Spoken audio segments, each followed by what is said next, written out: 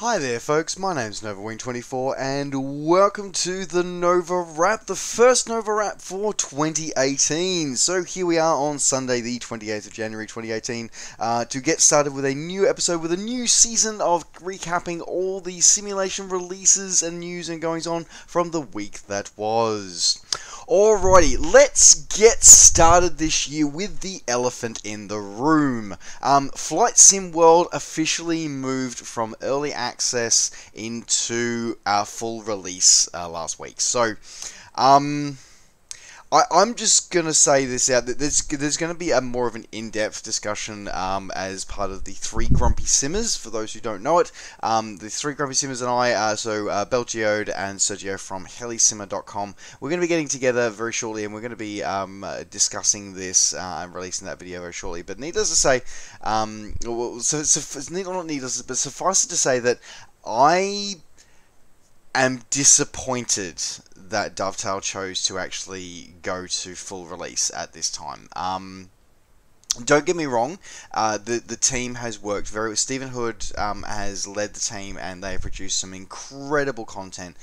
There's some great support coming in from the third-party development space as well, and from users. But they are not ready for full release.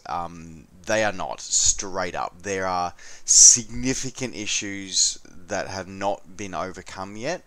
There are significant steps, I feel, in the development process that they've significant milestones they have not reached in order to qualify for a full release. So I feel that they have shot themselves in the foot by doing this. I hope to be proven wrong. I genuinely do, because many of you know that I feel that this is a platform that has a lot of potential in it, far more than what is being delivered to us from the LM stables, and potentially as much, if potentially more than the potential that X-Plane has with its iterations of developments. But I just feel that where they're at right now is not for a position for early access to leave early access. But anyway, as I said, I hope to be proven wrong. But we shall see what the future holds now that Flight Sim World FSW has left the sort of realms of early access. Because that's the other thing, is that it now because it's now no longer in early access, it's full release. It now no longer gets the benefit of the doubt and I don't want to say, you know, the easiness or the gentleness from the community from being an early access product, but that's essentially what they're going to get. They've a lot of people have not have held back criticism. Well, okay, so some have just criticised without actually trying to experience it, but a lot of people have actually sort of held back in judgment or whatever and waited until it's gone full release. That caveat's now gone, so yeah, we're going to see where the chips fall. So as I said, I was very surprised to see that release announcement. I was anticipating another 6 to 12 months in early access. I was not expecting to see it transition so quickly, and I was not expecting it to transition in the current state that it's in. But anyway, so if you do want to, so obviously that of course means that the early access pricing is no longer the case.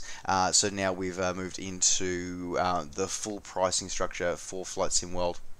So the full price of the full, now it's out of early access, the full price is now $40 US, or your original equivalent. Now, of course, we do know that there's a range of add-ons already available for this one, including a couple that, again, I feel that should have already been included as part of the core sim, but that's a personal opinion. Couple of free content updates were there as well, and as I said, they are still saying that it is still in depth and is still actually being sort of developed. So, if you haven't already checked it out, I'm very surprised. But if you, you sort of have, as I said, you have missed the boat in terms of the early access pricing. So yeah, so feel free to check it out. I'll be putting up an exited out of early access review and relook at Flight Sim World. They'll be coming up very shortly. So stay tuned for that on my channel. But as I said, if you do want to pick this up now, it's out of early access, coming in at $40 US on Steam, available now. Alrighty, so moving on into other releases from the week that was, let's move into the world of X-Plane. So the guys over at iBlue Yonder have continued moving many of their really high quality work from the ESP platform space into the X-Plane 11 space, and we've seen this week with the latest release of Nantucket. So Nantucket has now been released for X-Plane 11 only. It's coming in, is normally priced at $25 available from the iBlue Yonder website, but they are offering a 20% introductory pricing discount for early adopters for $20 available now. Now there is it was actually interesting as well. They've offered a bit of a nod of the head to any users who may have actually previously purchased and supported iBlue Yonder. And I think more developers should do this, by the way. They've actually acknowledging that if you have previously purchased Nantucket for the ESP, so FSX and Prepared, you will get a free copy of this added to your profile on iBlue Yonder for our X-Plane 11. So that's really, really cool. Otherwise, if you do want to pick it up for X-Plane 11, you can now pick it up, as I said, for $20. This is a really, really cool setup, by the way. I love the quirky little details that iBlue Yonder do. They specialize in smaller, more like remote regional areas of the US. Very much specialized in low and slow flying, so your GA sort of specialist for this one. Now this particular release gives you approximately about 260 square miles of satellite, high detail satellite imagery for then Nantucket, Tuckernick and Muskegat Islands. Includes custom vegetation for the entire of the region. A whole slew of landmarks and points of interest to actually help you with exploring in your low and slow flying, as well as, of course, the main airport of Nantucket Memorial Airport, or CAC. You also get two bush airports included with this one as well, including Tuckernuck and Muskeget included with this one as well as a whole slew of custom static aircraft and static buildings and ground service equipment as well. So as I said, it looks really, really cool. It's really awesome. It was a great thing in the ESP platform space, and it's looking just as good and if not better in the X-Plane space as well. So if you do want to pick this one up, head on over to iblueyonder.com and check it out on the XP product range. They're available now. Continuing on with scenery releases for the X-Plane 11 world, we saw the guys over at UK 2000 continuing their adaptation of their content over from the ESP platforms over into the X-Plane 11 world. So this time around they've released their Gatwick V4, have been crossed over onto X-Plane. Now this one is compatible with both X-Plane 10 and X-Plane 11. Now this is their latest version of Gatwick, which includes the updated Pier 1, rework of Pier 5, A380 stand on Pier 6, as well as transparent glass and updated texturing for the aero bridges and for the Pier 3 as well, all the glass. They've also included internal modeling of those buildings, so you can actually see through the glass, which is always a really cool, I really like it when developers do stuff like that as well. Updated as way that the airport appeared at during 2017. Now, you get this really, really cool, interesting thing. Well, you don't get the demo. You do get a demo version. So if you want to actually just give it a shot, you get a time limited demo version for both X-Plane 10 or X-Plane 11. So you can actually see whether it's going to be suitable for you and actually run with that, and then you can unlock the full version as well. So as I said, it's looking really, really cool. The usual things that we expect from UK 2000, very highly detailed buildings, beautifully high detailed and high resolution textures.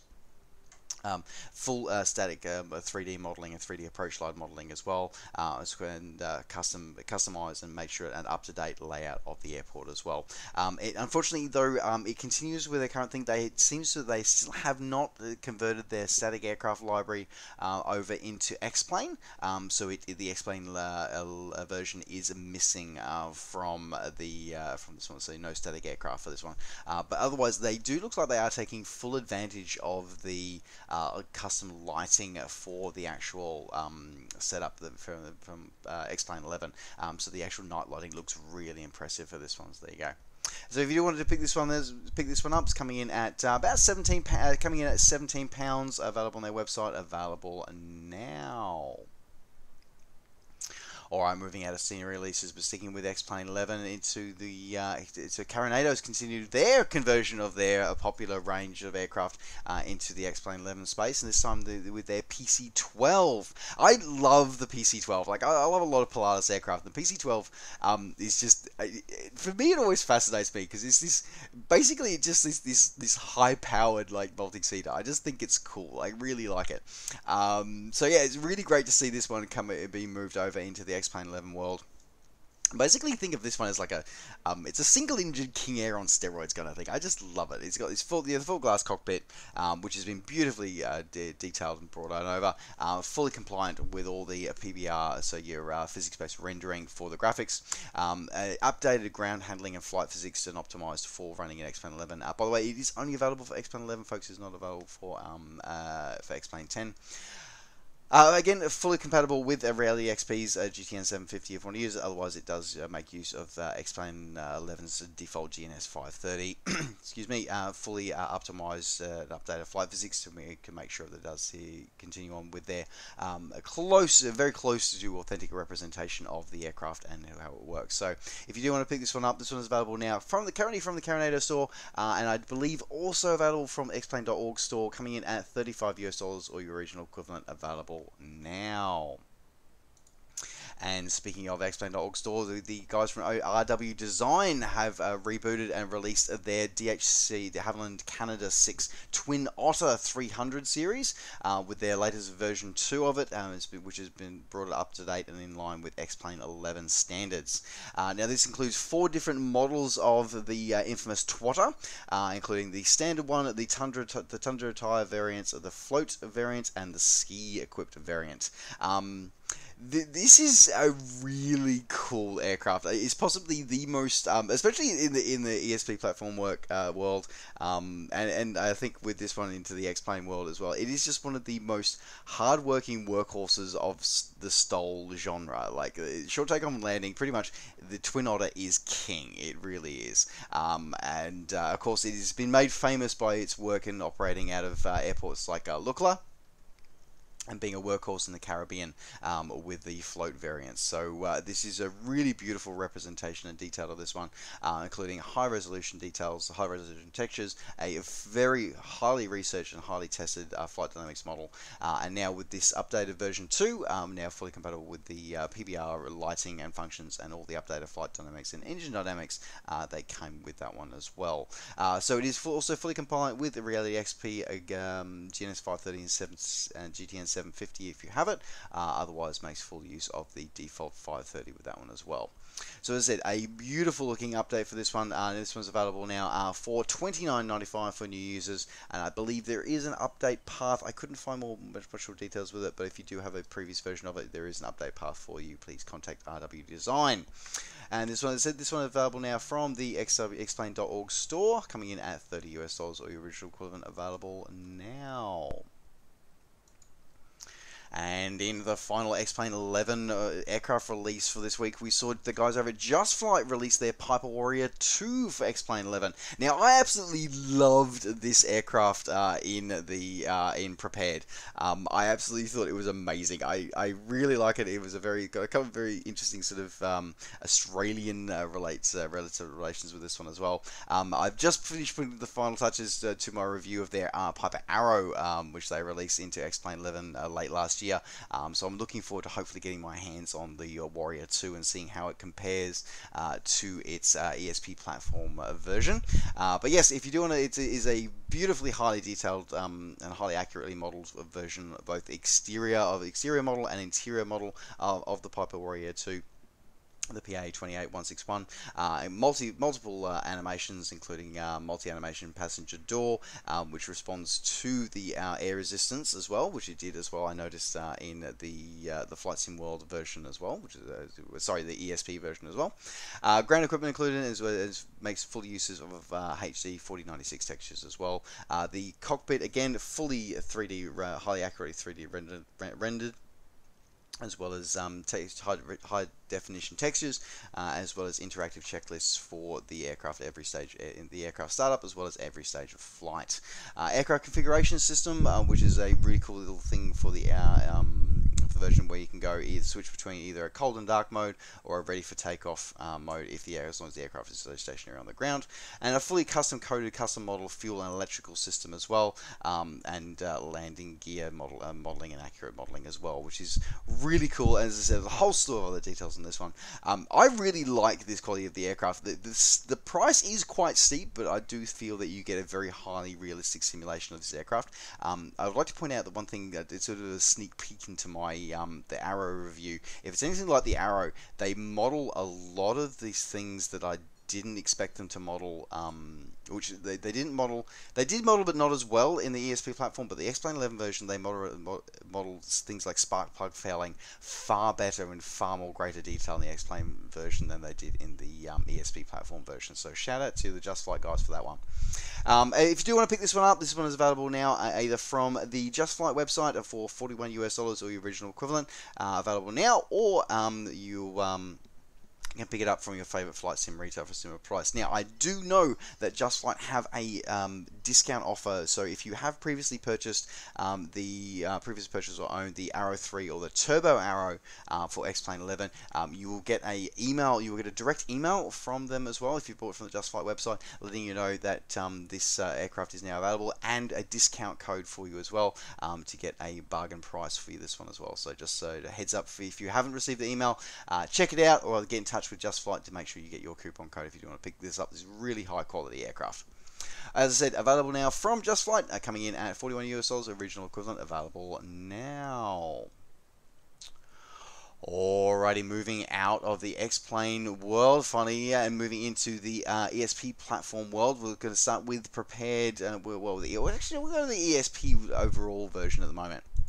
So NMG Simulations is a South African based simulation company specializing in scenery of some of the the Southern African, the African continent, which is a little bit it's a bit underdone. I think that there's not many developers who really spend a lot of time in the in Africa, which is a bit of a shame. So these guys are definitely attempt to fill the niche there, and they've been developing for quite a while.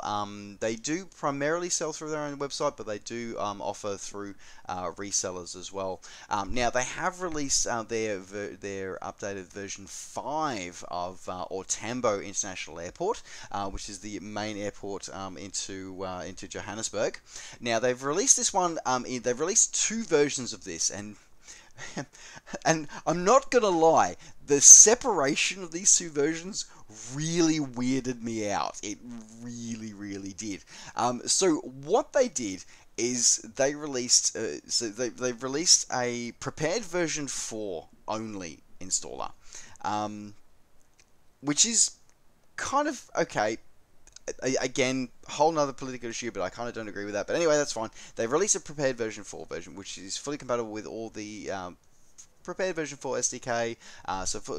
Makes use of the dynamic lighting, full PBR and HDR weather effects and lighting effects, and it looks really cool and really awesome.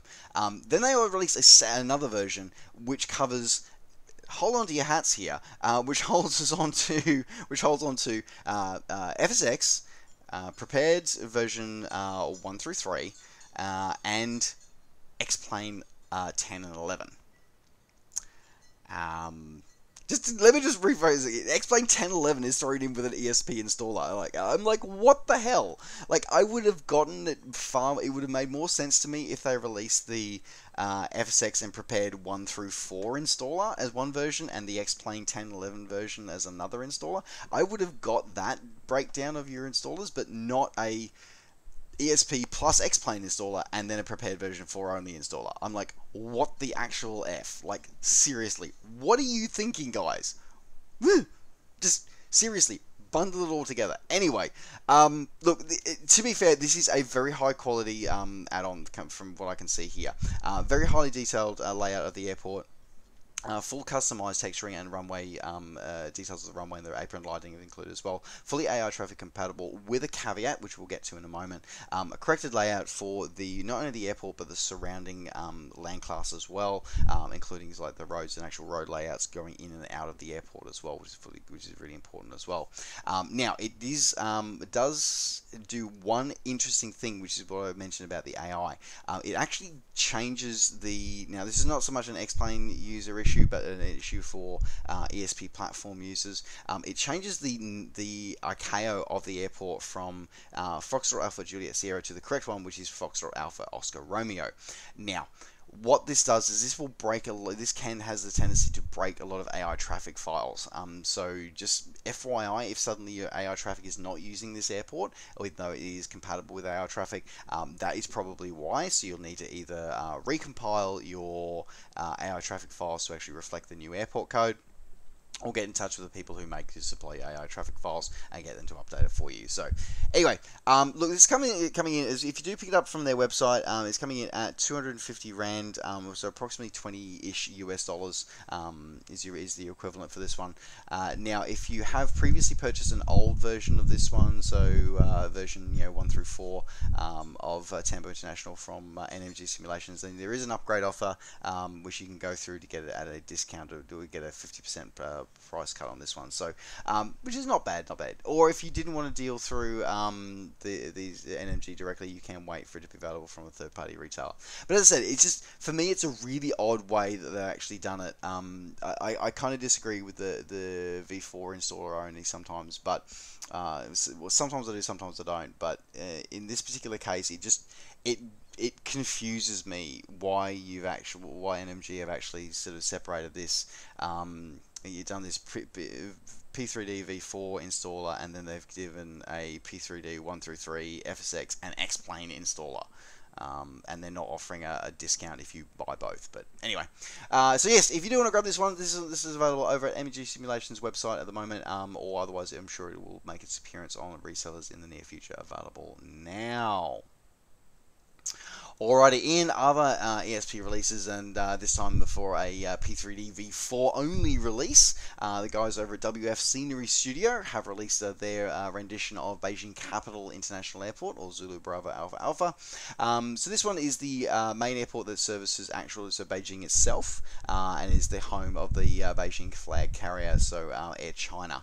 It's also got various other airlines sort of support for this one. Now this one is updated so how it appears. It looks like in 2016, so it's a bit old actually, some of the layouts here, but this one, but it does include the update of Terminal 3. Which is interesting. I didn't realize is the 6th largest building in the world by area. I did not realize that. But anyway, there you go. Yeah, so anyway, but otherwise it does include custom ground poly and custom ground textures for the airport and the surrounding area. Full dynamic lighting for use with making use of the prepared version 4 supported there as well. Manually placed and custom auto gen and custom vegetation for the area as well. Full night illumination and a set of animated trains and vehicles are supported for the airport and surrounding areas as well, which is kind of cool, and fully modeled terminal interior as well, so it's a really cool as well. Sorry, correction to that one, it looks like it is actually updated to how it appeared in late 2017, not 16. I do apologize for that. It does support animated SODE jetways as well, but as I said, it is only compatible with prepared version 4 only at the moment, so it's coming in at 27 euros, about 35 US dollars, available now from Sim Markets. Alrighty, in other prepared version supports for this one, we saw the release from the guys over at PK Sim. So they've released the San Andreas and Provincia. Try and say that quickly. So this is 2 airports and 3 islands in the Colombia region. So the guys over at PK Simulations specialize in doing Colombia scenery. So they've released some been sort of slow but steady releases over the last few years for various Colombian sceneries. Now the last 2 releases, so they're Ernesto Cortizio release last year, and now their San Andreas and Provincia release are both in support of Lockheed Martin's prepared version 3 and 4 only, and they've continued that this time around. Now this includes 2 airports as well as full photoreal renditions of the San Andreas, Provincia and Santa Catalina islands, custom 19-meter mesh for all 3 all 3 islands, custom auto gen, customized ground textures, and support for animated jetways as well. So really cool looking airports, really cool destination. Funny enough, I'll be heading into that sort of part of the world later this year as well. For some events next the end of 2018. So yeah, looking kind of cool, looking kind of awesome. I still have mixed feelings about photoreal, but then again, it doesn't really change. The weather doesn't really, the seasons don't change as much.